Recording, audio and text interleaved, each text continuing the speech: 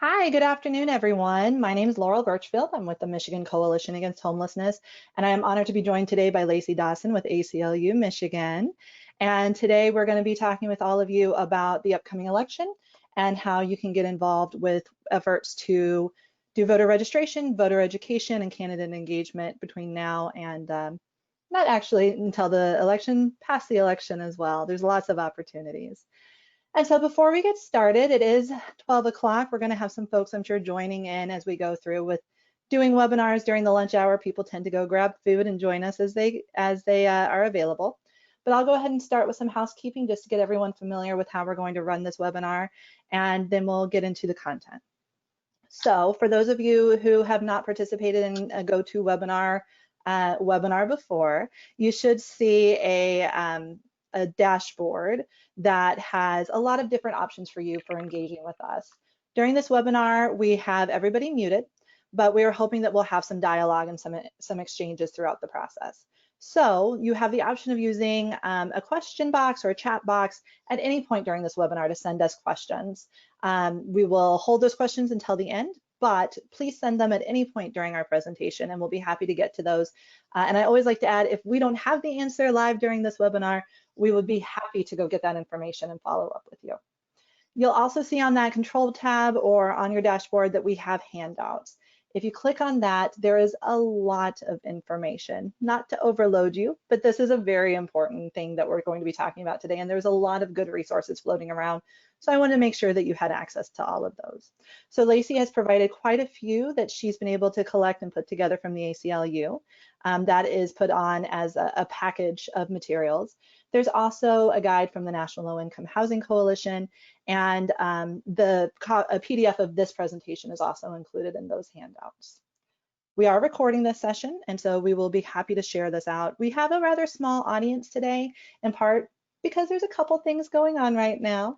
So if you have colleagues or people within your community who wanted to attend but were unable to, I highly encourage you to send this out. We'll be sending the materials as attachments and the copy of this recording. So please feel free to share this widely with your network, and hopefully we'll have some additional conversations even after this webinar is over. And I see that we already have questions coming in. So all right, so if it looks like there may be some issues with some of the documents that we have in the handout. So I will definitely be sending those out as an attachment later on as our follow-up email. Thank you for letting us know about that. So I am going to go ahead and get started with our content.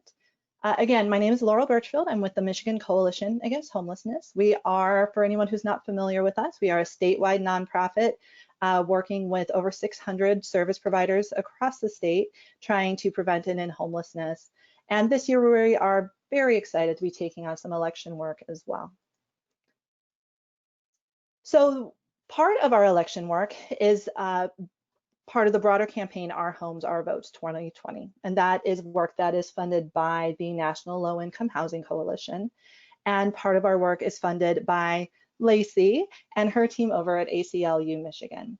And we are doing very broad work with NLIHC in voter education and registration and candidate engagement, and very targeted work with ACLU Michigan, where we are going to be involved in 4 communities across the state to try and really support efforts to get that voter registration and education piece up and running and sustainable in those communities. So our goals under these 2 funded projects are really where there aren't already existing activities. We want to create practices that are sustainable and encourage homeless service providers such as yourself, such as those that you're working with in your community, to be active in not only this election, but future elections as well. We're also hoping that we can create culture and behavior change among individuals experiencing homelessness and housing insecurity. And we want them to participate in elections at that higher level and find value in participation. And then our third goal with this work is to really elevate housing and homelessness issues with our candidates. We want to make sure that we are connecting with them both as they are candidates and then after they are elected into office, to make sure that they are connected with our agencies, with our priorities, and that they are seeing themselves as part of the solution. So why should you get involved? I'm hoping that the majority of you on the call are either folks who already have things set up in your community or in your agency, or you're interested in doing so and you just don't know quite how. For those who are kind of on the fence and don't know why or how to get involved, let me just stress to you how important we think this work is and why we at MICA are really taking this on as a priority of ours. And I apologize, I think I may, there we go. I apologize in advance for any technical issues. So why you should get involved. Voting is a right, and everyone should feel that their vote counts. And for those who we are serving, those individuals experiencing homelessness or housing insecurity or other basic needs, struggling, especially during this COVID pandemic, that process of making sure that voting is accessible to everyone, that begins with you as part of the services that you provide and the support that you're giving to those individuals that you're interacting with. Voting is also a racial justice issue. Registering and educating people experiencing homelessness about voting and the voting process, it is a way to reduce this racial disparity that we're seeing and that we're talking about in our communities on a regular basis. In a more timely way, there are new opportunities in Michigan, such as automatic voter registration, absentee ballots, same-day registration. All of these were part of initiatives back in 2018 that passed that create new opportunities and new paths for participation. And these are things that you may not know about, that you may not feel comfortable about, but we really want to elevate those as opportunities for all of us right now. We also don't want to lose sight of that candidate engagement piece. Candidates listen to their constituents, especially during an election when they're trying to get votes. And so as MICA, as the ACLU, as statewide organizations, we can talk with our candidates, but they want to hear from you. So we need you to engage now so that after the election, we have elected officials who prioritize housing and homelessness solutions, and they want to interact with you. They want to be part of that solution with you, the agency in their district. So I'm going to take just a couple minutes before I turn over to Lacey, who has really the information that is crucial for getting you guys involved in the work and has the expertise to answer any of your questions. And I want to tell you a little bit about how we at MICA are engaging in voter registration, education, and candidate engagement, and how you can get involved. So voter registration. I just have some information on the screen that kind of addresses some of the common issues that we hear about when we talk about voter registration for the population of those experiencing homelessness or housing insecurity. So we want to make sure everyone on the call knows that individuals living in shelter or unsheltered can register to vote in Michigan. They can use a shelter location, a street intersection, or even list a park as a location for their address when they're registering to vote. Now, the catch to that is that absentee ballots are something that I'm sure you're hearing a lot about and may even be something that you've participated in with the primary. Mailing addresses are crucial for accessing accessing the absentee ballots, because that's how a voter receives a ballot, is in the mail. So when registering to vote, an individual does need to list a mailing address, which can be a shelter or a family member willing to receive their mail if they want to participate in that absentee ballot process through the mail. IDs are also something that are a critical thing when it comes to accessing services in our state. It's also something that a lot of people have difficulty accessing, and especially right now with the Secretary of State offices having huge backlogs and issues with renewing or issuing new IDs. ID is not required to vote. And when you're registering to vote by mail, you only need the last 4 numbers of your Social Security number. And I'm hoping that Lacey can answer any specific questions about this in particular, because I am not the expert on this issue. But I do believe you need an ID to register in person or online. The good news is that you are automatically registered to vote when you're getting an ID. And that is one of those new opportunities that I mentioned earlier on. It is an option. You can opt out when you're getting your ID, but you are automatically registered. So if those folks who are getting their IDs for the first time or renewing them who are experiencing homelessness, they're automatically registered to vote, which is great news for us, because then they can use that for future services, their ID, and they can make sure that they're registered to vote in the future. There's a huge intersect with the justice impacted population. So I just wanted to call out that individuals who are no longer serving in jail or prison sentence, or those who are awaiting trial, are able to register to vote, even if they have a past criminal conviction. So we know, especially when we talk to folks who are managing shelters or doing street outreach, that's often a misperception that people have, is that if they have a criminal record or if they have served time in the past, that they can't vote. And that's absolutely false. They can and should register to vote. So MICA has prepared some what we hope are some good posters. And I have to call out my amazing intern, Haley, who is on the call with us today, who designed these. They are available for free. We will print them and we will mail them to you if you are interested, so that you can post them in your location or hand them out. We are currently pricing different sizes, so I can't tell you what size they are going to be yet. But we are really hoping that these are tools that will help you as you're thinking about how to share this information about voter registration with your community and with your clients and your guests.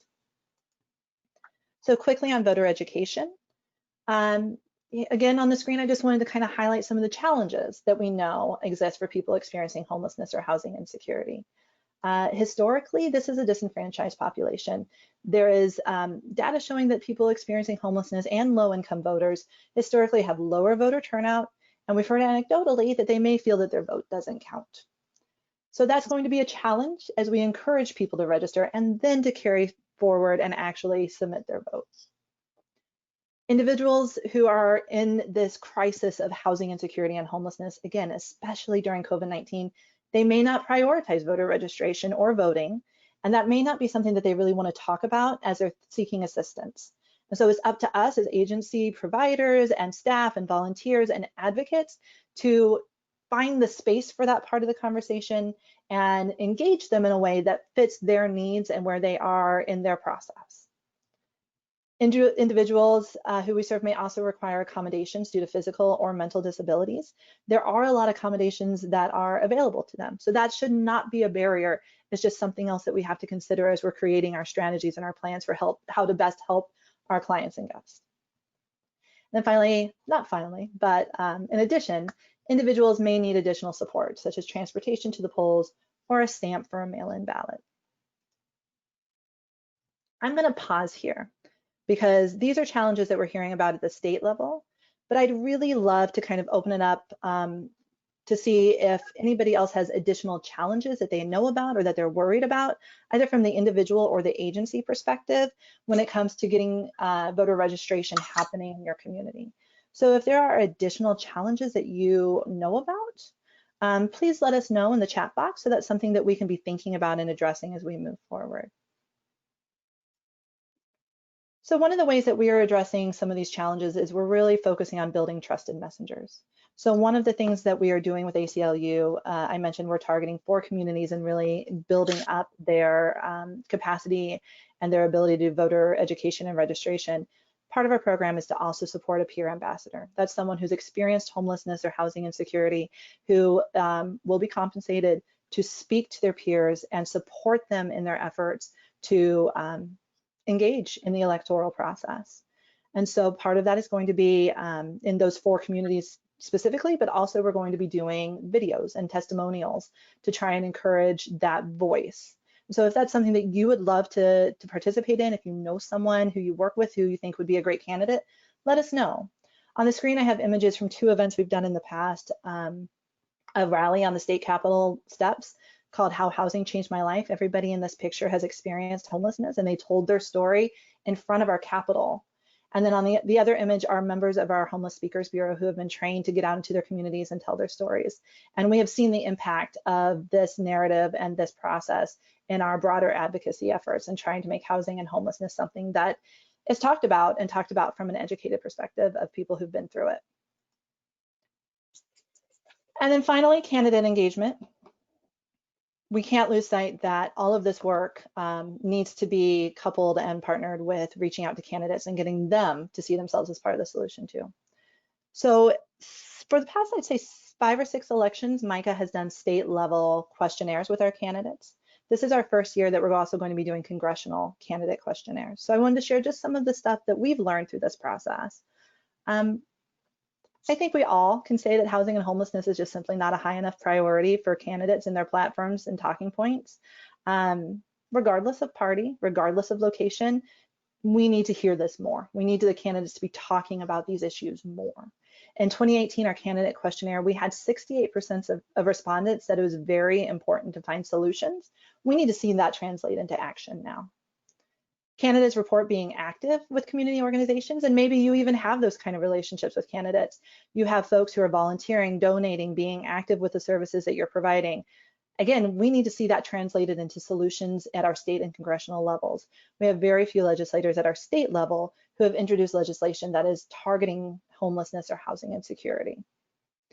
And finally, candidates need to be educated. In 2018, 90% of respondents reported that they had knowledge about food banks, but only 24% knew about permanent supportive housing or PSH. So there's a gap there. There's definitely opportunities for us to be bringing them into our conversation and our process, and then letting them go to their offices and work on solutions to support the work that we're doing at the local level. These are a couple events that we've held with candidates again at the state level. We have Representative Tommy Brand on the picture in the winter picture of all of us in our coats. He actually went out along with former Representative Tom Cochran to do street outreach. And that was an extremely important learning opportunity. Representative Brand still talks about that 3 years later as being a pivotal moment in his learning experience about housing insecurity and homelessness. Then on the other side, we had Senator Curtis Hertel and again, former Representative Tom Cochran participate in a panel with individuals who have experienced homelessness, and then they participated in a sleep out in front of Lansing City Hall. And so these are things that we do and things that we encourage you to get your folks involved in at the local level to learn more about what it is to be homeless, to experience housing insecurity, and how you as service providers are addressing it. So if you download the PDF of this presentation, you'll be able to click on these links. These are our state and congressional candidate questionnaires. We also encourage you to send these out and try and get folks in your district to participate. We will be sharing this information with you and be connecting you to your candidates if you don't already have those relationships. So before I turn over to Lacey, I do want to do a quick check-in with everybody, if that's all right. There should be a poll popping up on your screen asking you how you're involved in any kind of election work right now for this current election. So this is, if I've set this up correctly, you should be able to select multiple of these if you're doing more than one activity. And of course, I always put other in there just as an opportunity for you to kind of say, yeah, we're doing something else. You can't tell me what it is on this poll box, but that gives us a sense if you're doing something that doesn't fall into these other 4 categories. And so I'm going to give our folks just a minute to respond, and then I'll share the results before we turn over to Lacey for the bulk of our presentation about what you can and can't do as part of the electoral work. So just another 30 seconds or so. I think we have most people who have voted, but if you are in the middle of eating your lunch, take just a quick break and let us know. All right, I'll go ahead and close that and share the results with everybody. So it looks like a couple of you have said that you're not yet doing any of these activities, and that's perfectly fine. Feel free to reach out to us if you are interested in learning more about how to get involved, obviously. But some of you are already doing voter registration, sharing information, stressing the nonpartisan part there, of course, as Lacey will talk about shortly, and then also engaging with candidates. So thank you so much for sharing that and letting us know that you are participating in those activities. And just thank you for doing those right now. So Lacey, I'm going to turn it over to you, and I want to make sure, are you able to see my screen okay? I am. I can see it. Thank you. Perfect. Take it away. Thank you so much. Thank you so much. Great job. I learned a tremendous amount of things that I did not know and can pass some information on to individuals. Just thank you so much for putting this together. And thank all of you who are on this web call for the work that you do, really protecting and ensuring that our most vulnerable citizens have the support that they need. And we need you to continue to do that and to ask more of your colleagues to do the same. Next slide, please. So 501c3 organizations, can we do voter education? Can we do voter registration? Can we get out the vote? Yes, yes, yes, you can. And yes, yes, yes, you should. And yes, yes, yes, you must. The homeless population for years, I got my start actually in organizing during the Obama campaign, right?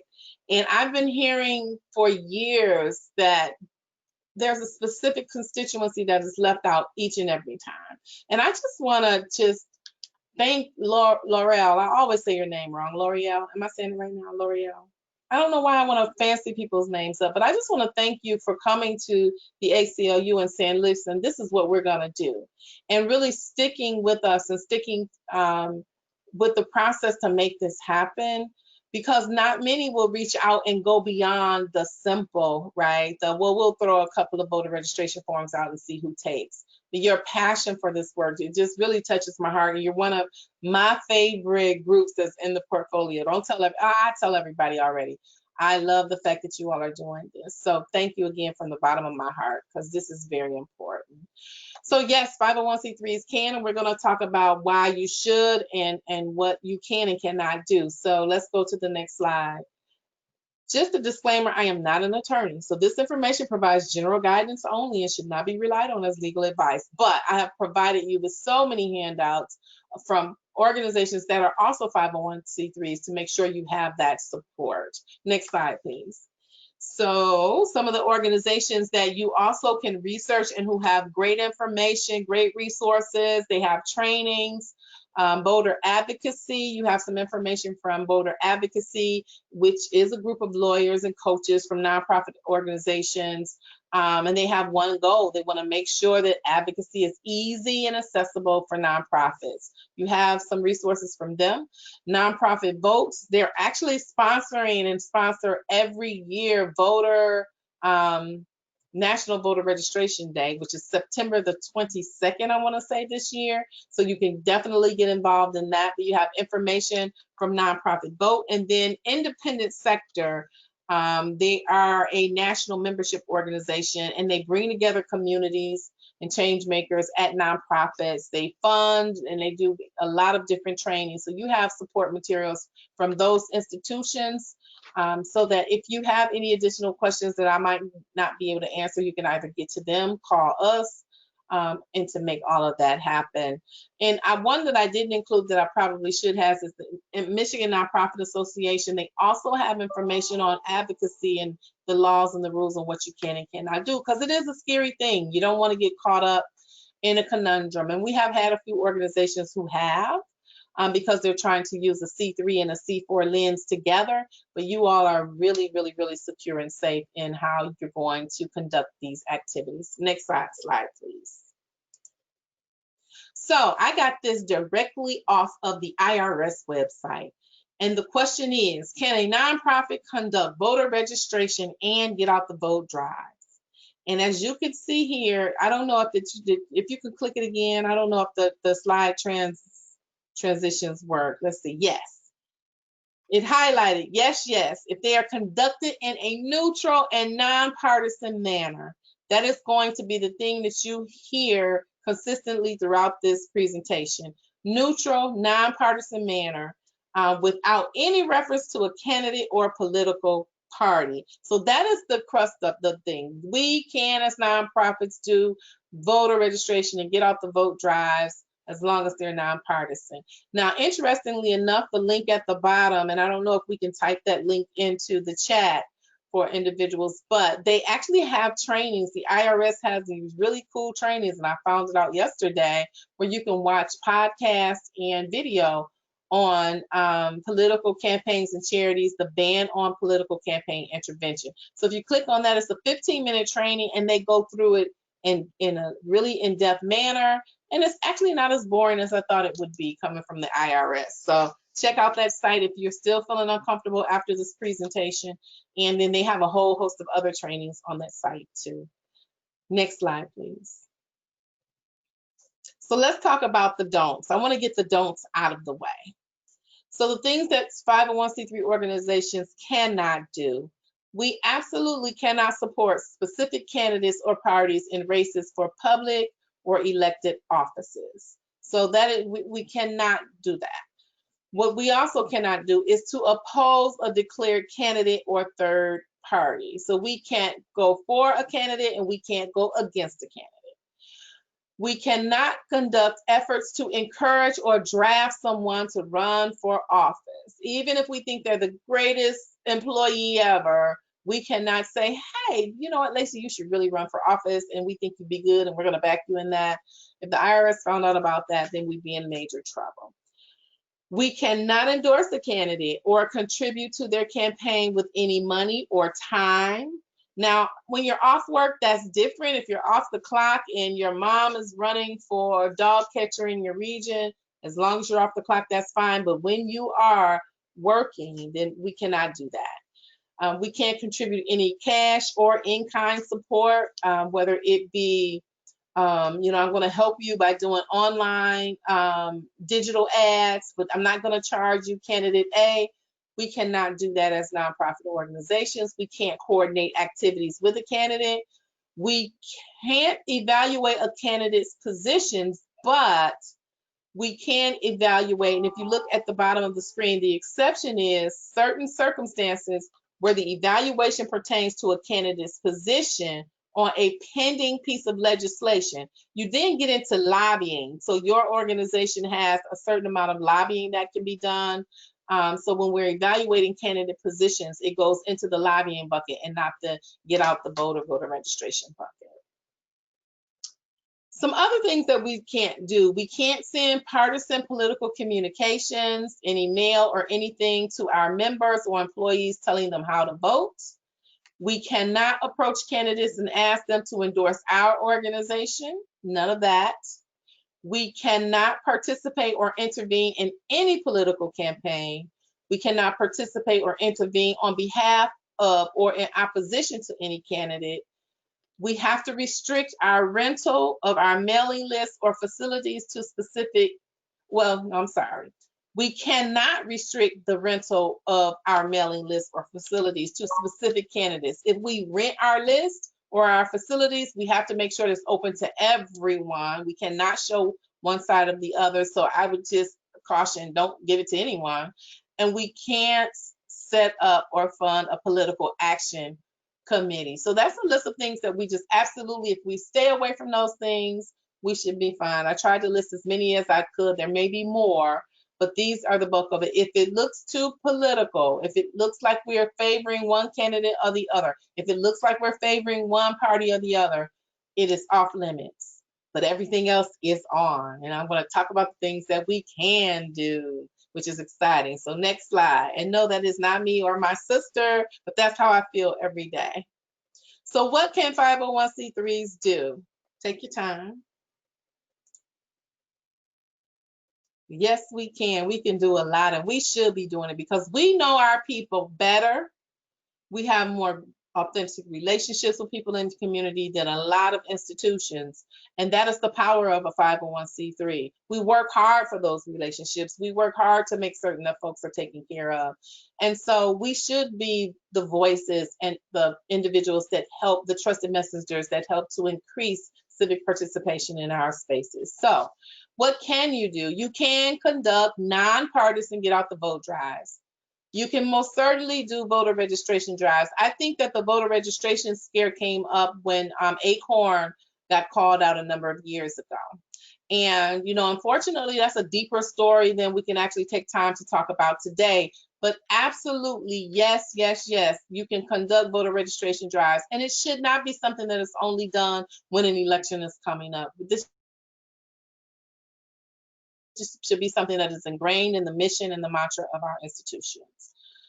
We can conduct nonpartisan public education and information sessions about participating in the political process. If we look at our education system now, civics is something that I don't know if it's even taught anymore in some schools. So we have to be the mouthpiece for civic education because it's really leaning toward probably not happening in some of our educational institutions. You can continue your normal lobbying issues during the election cycle, and that is something that your EDs and folks like that normally take care of, making sure that your lobbying aspect of your organizations is secure. But you don't have to stop during the election. You can conduct or participate in nonpartisan candidate forums. So a nonpartisan candidate forum is basically where you invite all candidates from both sides. It's a little more detail and nuance when you send out the emails, etc., like that, but you have to make sure you're inviting everyone, everyone's getting the communication on time, and they say they can come, that's great. If they say they can't, you've still done your due diligence in inviting everyone and showing no partisan partisanship or sides. You can work on behalf of a nonpartisan ballot measure. You also can conduct issue advocacy as long as you do not attempt to intervene in a political campaign. So there's a boatload of stuff that we can do and that we should do and that we have to do with our constituents as 501c3 organizations. Next slide, please.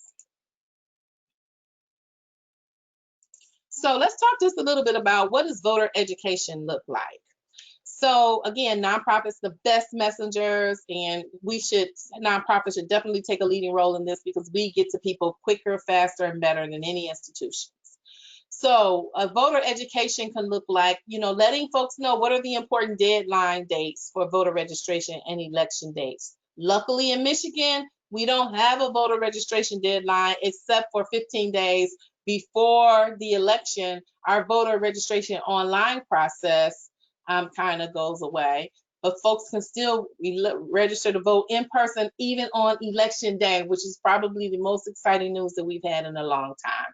But nonprofits, we can do voter registration, and we should be telling people the important dates for voter registration and other election dates. We can remind voters about the documents needed or not needed at the polls. If you are a registered voter and you go to the polls and you do not have your ID and this is not your first time voting, you are still able to vote. And a lot of folks don't know that. So we can educate people that if you lost your ID, but you have a phone bill or your banking statement or any piece of mail that has your name and address on it, you can use that at the election site on election day. We can remind voters of their voting rights, that everyone over the age of 18 has the right to vote, that there should be no voter suppression tactics happening at the poll. If you've ever gone through foreclosure, at one point they were saying if you went through foreclosures, you couldn't vote. We can actually make certain that people understand and know their voting rights. We can provide sample ballots. That's a voter education tool. We can instruct voters on how to use the absentee ballot process, which is really difficult for some people. I've talked to people who've had master degrees and they're like, I sat for about 2 hours looking at this thing, like, how do I actually do this? Making certain that you're signing the forms the proper way and that you're not spoiling your ballot. What happens if you do spoil your ballot once you get it? So we want to really educate people on it. It seems like it's difficult, but once you know how to do it, it's not that hard. We can definitely and should do that under voter education. We can instruct voters on how to use a voting machine. I've talked to a number of 19 and 20-year-olds this election cycle. They've registered to vote for the first time and they have no idea, what do I do? I'm registered. I don't know what I'm voting on. I don't know if it's a machine. What do I put in the machine? Do I have to put coins in the machine? They don't know. So we can educate people to the process so that they don't have this fear that is often accompanies us when we're going to do something for the very first time. So that's a voter education tactic. What do the machines look like? How do they work? We can encourage voters to volunteer or work as poll workers. Many people may need an extra $200 in their pocket. They can actually work on election day. Now we know that we have COVID going on and we have to provide an extra layer of protection for our communities. But we are going to need poll workers, and a lot of people who are out in community and who are brave enough to do this work need to be encouraged to do this work with all of the PPE and protective equipment as possible that they need provided to them by the clerk's office. So we need to encourage voters to volunteer and work as poll workers. That's voter education. And then we can inform voters about the new policies and the new laws. A lot changed a couple of years ago, and still some folks don't know. So we have to keep beating the drum, like, hey, you can register to vote on election day. You can vote absentee without an excuse. Yes, we can, and yes, we should, and yes, we will. Next slide, please. So voter registration, that's the first step to getting involved in this process, and we're going to just keep beating the drum on that because we need to increase the number of people who should be voting. As was stated earlier, a lot of returning citizens are here and they do not know that they can vote. And I've often asked myself, like, why is that the case? until one day during the Obama campaign, I met a probation officer who asked me the question, can returning citizens vote? She didn't know. So she's been doing this job for 20 something years and has been telling returning citizens that they could not vote, that they had no more right to vote. And that's a really sad thing. I think there are about 1 million individuals in Michigan alone who need to understand that they have the right to vote, even with a form as being a former, I like to say former felon. And your voter registration, again, it should be a 365-day a year operation. It should not close down after the election is done. When we're servicing individuals, we want to make sure that our missions line up with their vision and their ability to affect and impact change. And so please make sure we're doing voter registration all year round. And as long as it's nonpartisan, we're good. So don't give people, campaign lit after they've registered to vote. And I think that we'll be doing a good job. So voter registration, yes, we can. Next slide, please.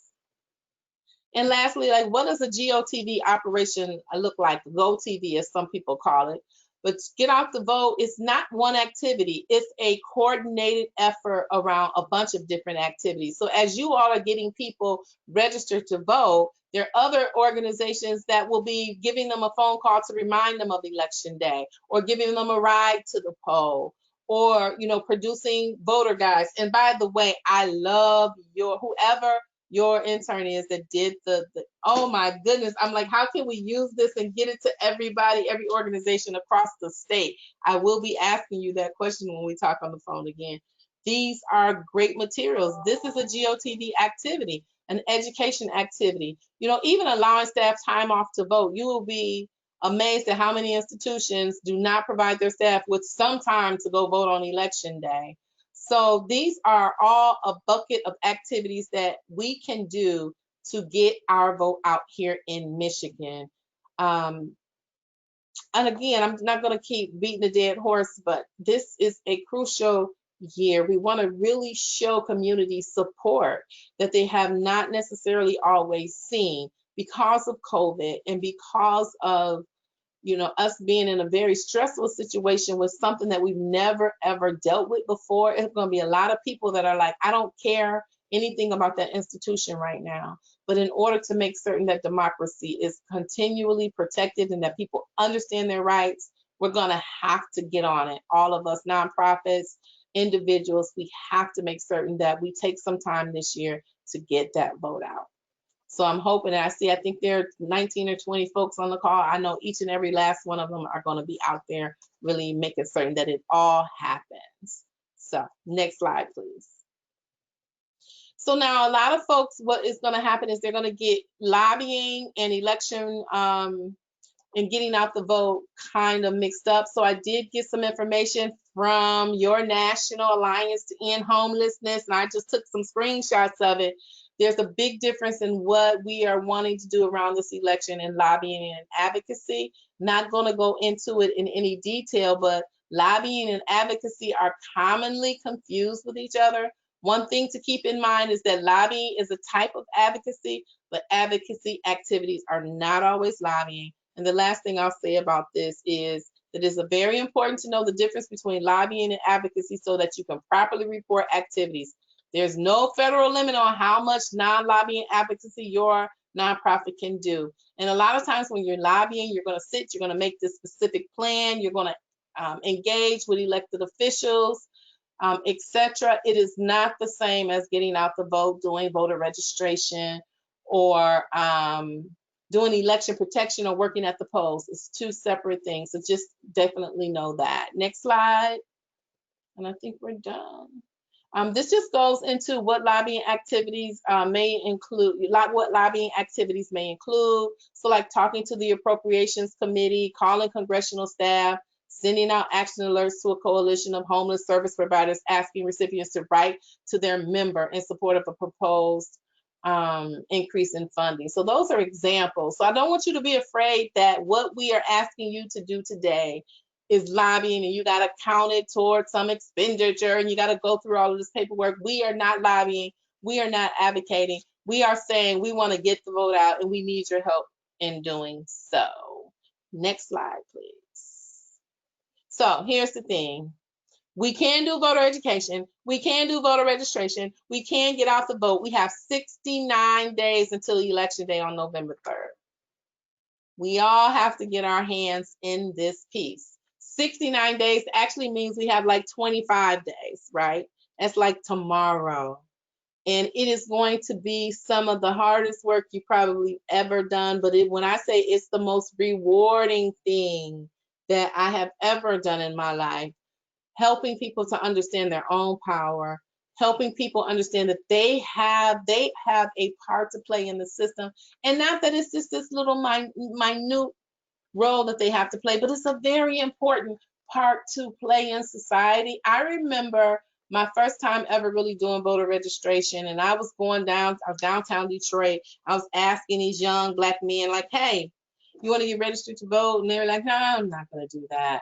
And I said to one young man, I said, do you understand how important you are to the system? And he turned around to me. He said, lady, do you know in my life, no one has ever said that I was important to anything. People don't look at me as being important to the society. And he said, because you said that, I'm going to register to vote. Because I've always been called dumb, lazy, worthless. And now he said that really made me feel something different. And so we have to begin to welcome people into the system to help make the decisions that are being made about their lives and our lives as a society. But if there's no one out there welcoming them into the system, the right people welcoming them into the system, and not welcoming them based on, oh, I just need a bunch of numbers to meet this deliverable, but saying, hey, I really care about you, and you are one of the smartest people that I know, and we need you as part of this process. You bring so much to this space. If we don't do that, there are not too many people that will. So nonprofits, yes, you can. Yes, you should.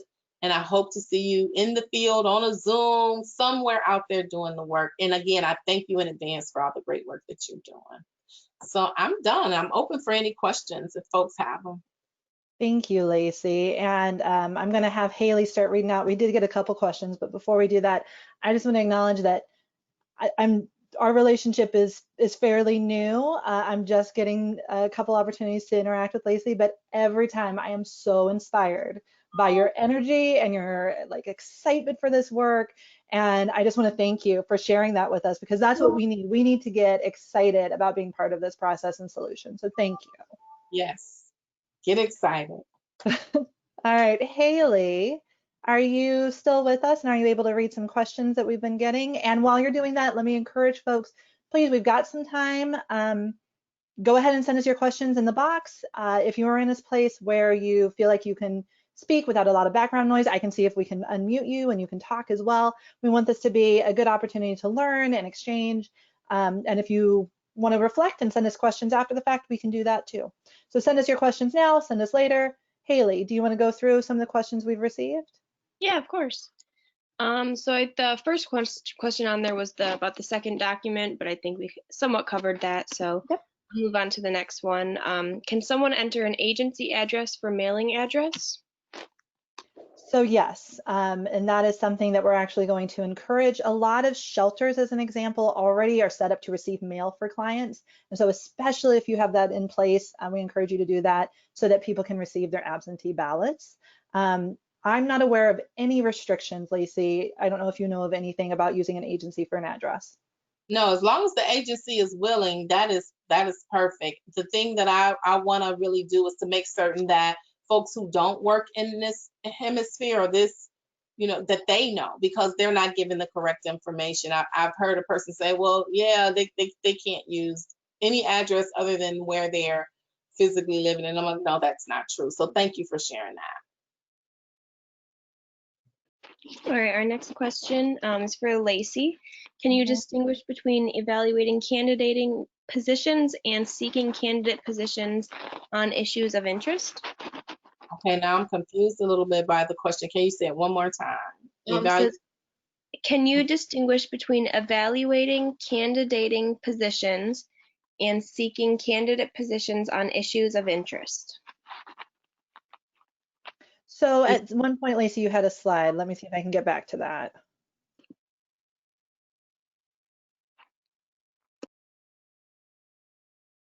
Probably there. Evaluate candidate positions.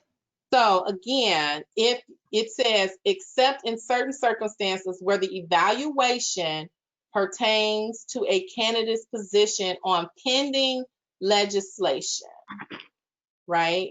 That is subject, but the only thing with that is that's lobbying. And so you wouldn't get into that unless your organization has gone through the process of pre-approving expenditures for lobbying. So can we think of an example? Maybe we can think of an example.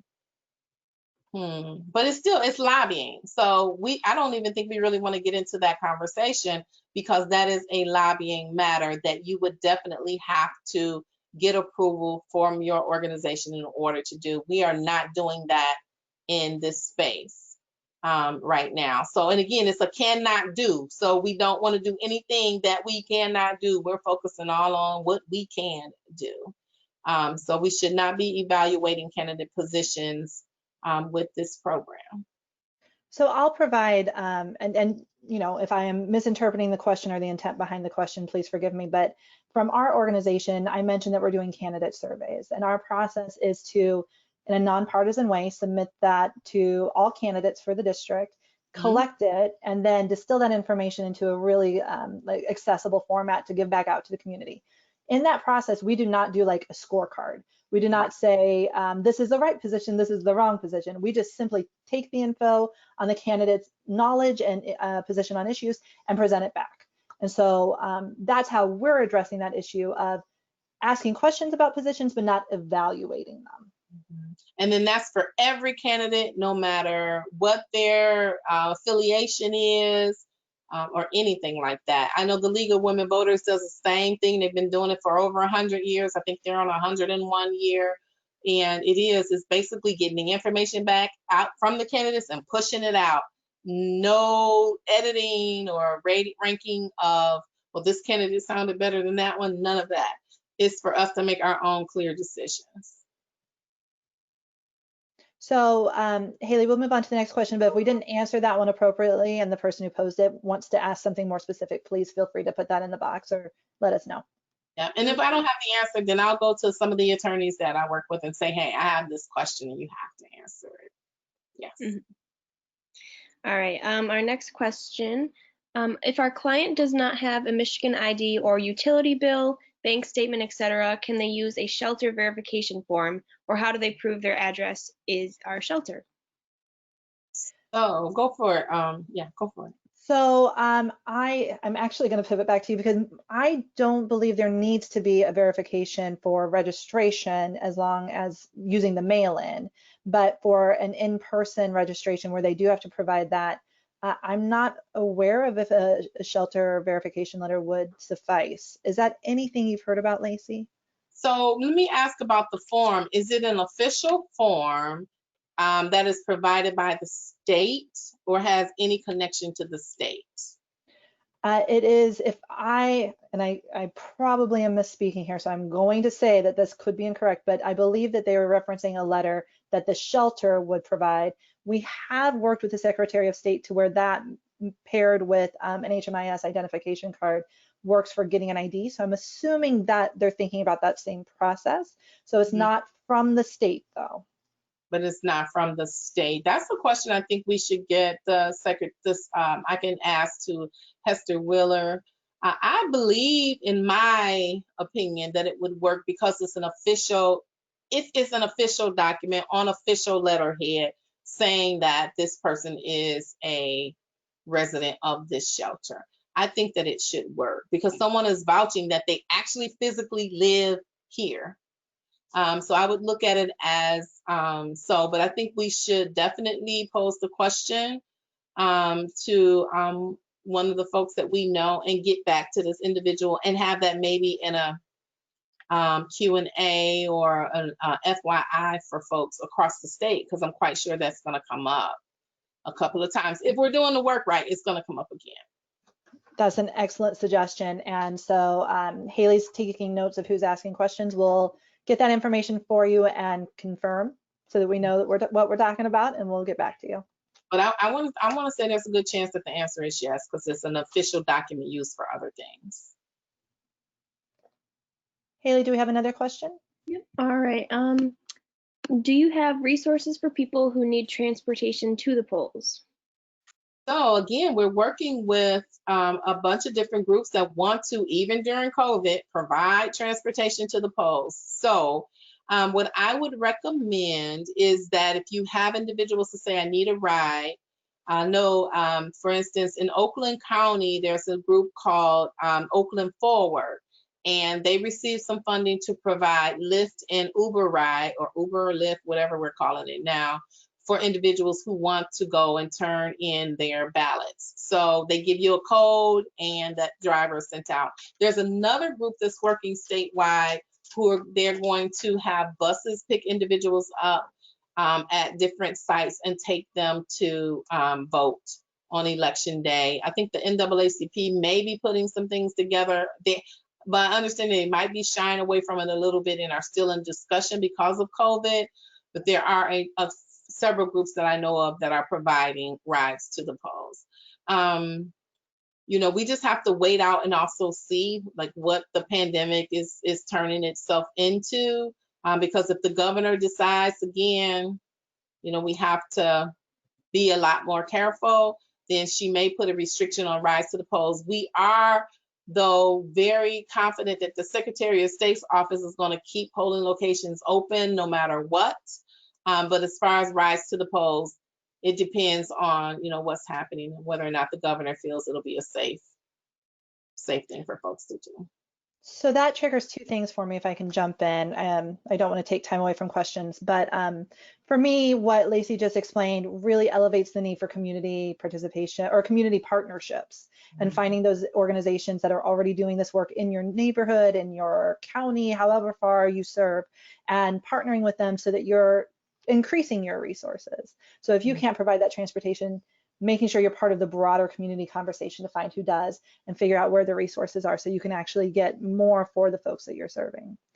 It also triggers a question for me, Lacey, and I apologize if someone's asking this, but I wanted some clarification about that term ballot harvesting and the role that shelters or agencies can play in helping people get their ballots submitted. My understanding is that agencies cannot collect and then submit the ballots themselves. So first of all, I want to make sure that that is the correct interpretation.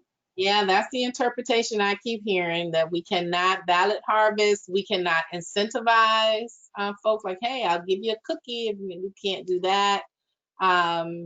We can highly encourage, but we cannot harvest. I hate that term because it sounds so crazy. Yeah.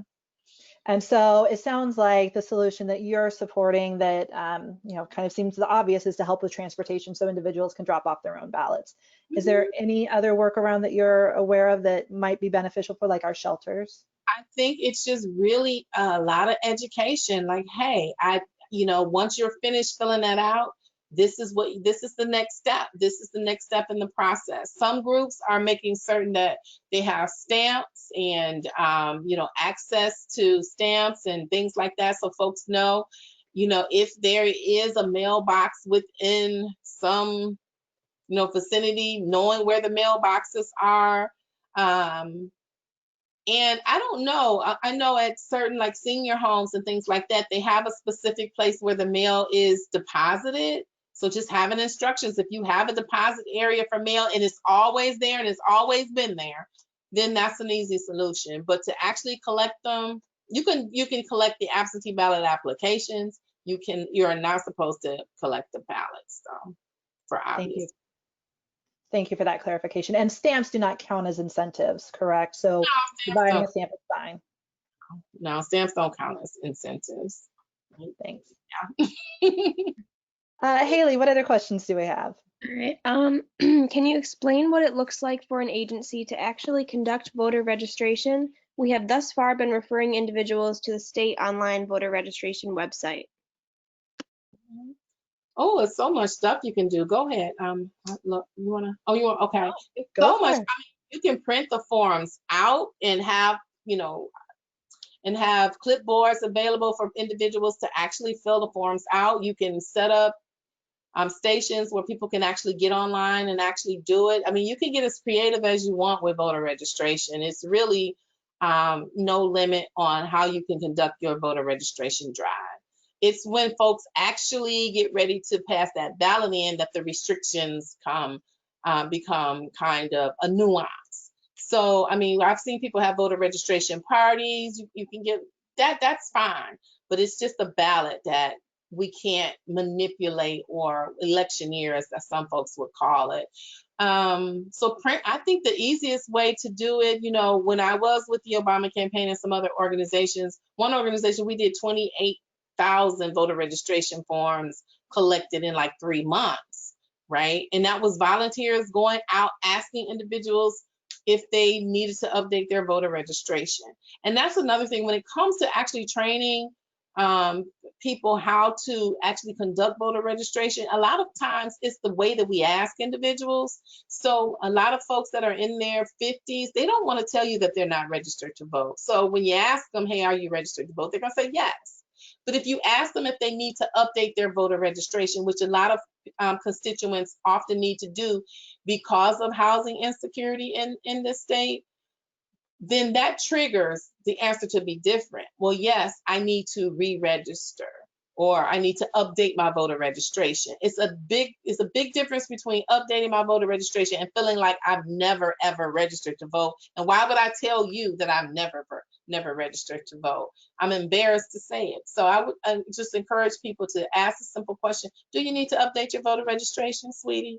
Oh yeah, I can do that, right? And you can be the secretary also for folks who, you know, have issues with literacy. The only thing you cannot do is to sign it for them. Their signature has to match. They have to sign the form twice, and their signature, when they get ready to do their ballot, needs to match the signature that they registered to vote or got their driver's license with. So that's another little nuance, but we can definitely get around that by educating folks. Make sure we're educating. Thank you. And I'll add that we've been approached by several different groups that do voter registration events who are interested in going into shelters. So if you are uncomfortable with building that into your system and you just want to do like an event once, twice, 3 times between now and the election, I may have some resources for you. So reach out to me and I'll see if I can connect you with folks who are trained in how to do this as well. Excellent. And Haley, I know that I see we had a couple more questions, but we are bumping up at 1 o'clock, and I do want to honor everyone's time and be done when we said we would be. So if we don't answer your question live, we're going to write it down. We're going to follow up with you. But I'm going to launch one more poll because this is going to be a series. And so we are going to be doing more webinars in the future. So I'm going to ask everybody to just give us some input on what other topics you would like to see. So as we think about putting together future webinars, are you interested in learning more about ballot initiatives, candidate engagement, media? And I'm here thinking about traditional, so outreach to your newspapers, as well as non-traditional, your earned media like social media. Absentee ballots or mail-in ballots are going to be huge this year. So if you have questions and want more specific information about that, and of course, the big elephant in the room is COVID and how we can think about that. We've touched on that a little bit in this webinar, but want to make sure that if there are more specific questions, we have space for that as well. So we've lost a couple folks along the way. I'm going to give just another minute or so for people who are still on the call to respond. And while I'm doing that, I'm going to express one more time my gratitude to Lacey for doing this, providing so many resources, so much great information, and just being the rock star that you are in encouraging all of us to take on this work. Your words about this being the hardest, but also the most rewarding work that we'll be doing has really resonated for me. So thank you for that, and thank you for joining us today. Thank you, and thank you for having me. Look so forward to working with everybody. Thank you. I'm just going to share really quick the results. Looks like we have quite a few things that we can look at for our next election, or for our next election webinar.